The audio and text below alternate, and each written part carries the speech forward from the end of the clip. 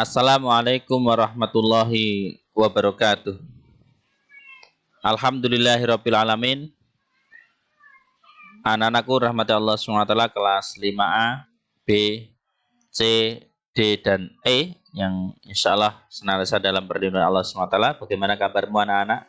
Sehat semuanya ya. Ustaz doakan semoga kalian sehat, bahagia di rumah, dan bisa mendapatkan hasil yang terbaik dalam perjuangan kalian. Oke anak-anak, kita akan masuk pembahasan selanjutnya, yaitu tentang median dan modus. Pesan Ustadz, teruslah berproses secara maksimal untuk masa depanmu, maka masa depanmu akan mendapatkan hasil yang maksimal dari proses. Ustadz Isne ini. Mari kita siapkan. Are you ready? Siapkan buku tulismu, siapkan pulpenmu, siapkan hatimu, siapkan pikiran, buka pikiran, cerdas, tuntas, tanpa batas. Bismillahirrahmanirrahim. Kita mulai median data sebagai berikut.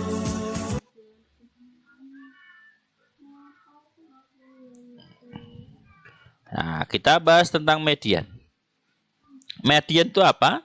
Median itu adalah nilai tengah. Nilai tengah syaratnya datanya sudah harus diurutkan terlebih dahulu, ya. Jadi nilai tengah setelah data diurutkan. Dalam hal ini Ustaz nanti membahas tentang median untuk data genap dan median untuk data ganjil, ya. Nanti kita akan bahas ini. Jadi ada median data genap dan median data ganjil, ya. Untuk median data genap. Nah, untuk median data genap.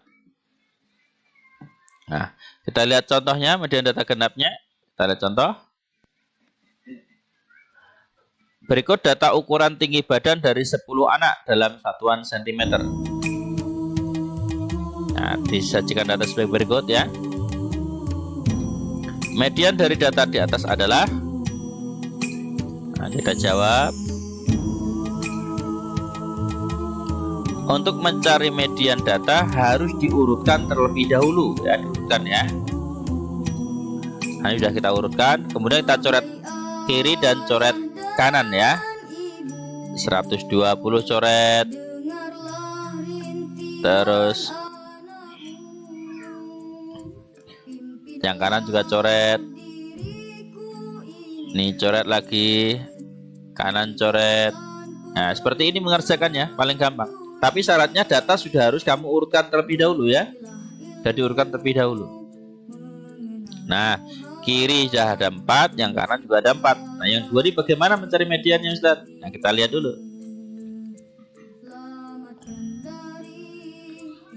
Nah, berikut cara mencari median untuk data genap 127 tambah 127 dibagi 2 sama dengan 254 per 2 sama dengan 127, sehingga mediannya adalah 127. Sangat gampang ya. Nah, kita lanjut ke median data ganjil. Kita lihat contohnya.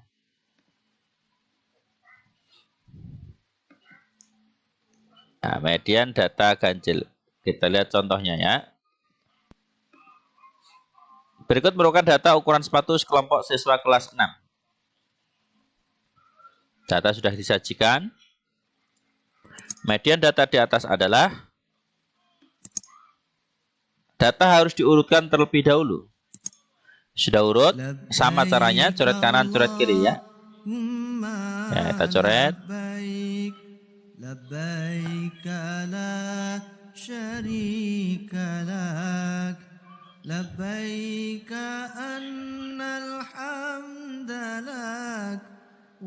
Nah, sudah kita hitung. Yang kiri ada 4, yang kanan juga ada 4. Berarti masih sisa 1 dong. Berarti kesimpulannya adalah 36 itu tidak lain adalah median. Sehingga mediannya adalah 36 untuk data ganjil. Oke, anak-anak paham ya untuk median? Kita lanjut untuk materi selanjutnya tentang modus. Nah, kita akan bahas detail tentang modus ya. Nah, modus itu apa? Kita lihat. Nah, modus itu adalah nilai yang sering muncul. Nilai yang sering muncul, bukan nilai yang paling tinggi. Ya, nilai yang sering muncul. atau bisa dikatakan nilai yang paling banyak munculnya, paling banyak didapatkannya. Nah, apa yang kita bahas? Nanti kita akan bahas tentang modus data tunggal, modus data dalam tabel, dan modus dalam diagram batang. Oke teman-teman, lanjut ke contoh masing-masing. Kita lihat modus data tunggal. Nah, untuk modus data tunggal, ya, untuk modus data tunggal, nanti kita lihat nih ya, modus data tunggal. Nah, diketahui data nilai bahasa Indonesia Ahmad selama semester 1 sebagai berikut. Ini nilainya ya. Nah, oke teman-teman, diperhatikan ya, pelan-pelan perhatikan dari data nilai tersebut bisa kita ambil informasi datanya.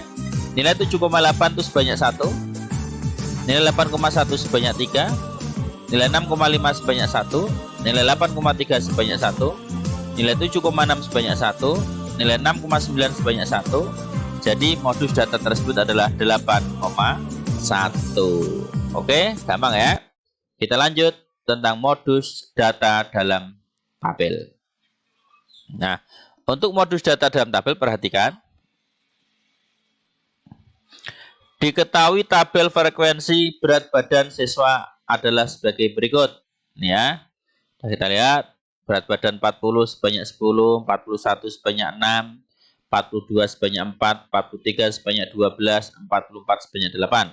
Sehingga banyak siswa terbanyak ada 12, yaitu berat badan 43, sehingga modusnya adalah 43 karena paling banyak siswanya. Oke. Ya. Kita masuk ke modus dalam diagram batang ya. Kita lihat modus dalam diagram batang. Tadi kita sudah membahas tentang contoh modus data tunggal, modus data dalam tabel. Sekarang kita masuk modus dalam diagram batang. Kita lihat teman-teman. Nah, bagaimana menentukan modus dalam diagram batang? Kita lihat.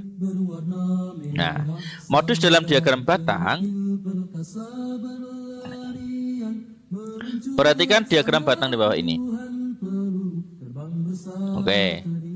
Dari sini sangat gampang sekali menentukan modus. Kamu lihat diagram batang yang paling tinggi, berarti dia adalah modusnya. Sehingga jawabannya adalah berenang yang paling tinggi. Nah, sangat gampang ya. Oke teman-teman, gimana? Sudah paham atau belum?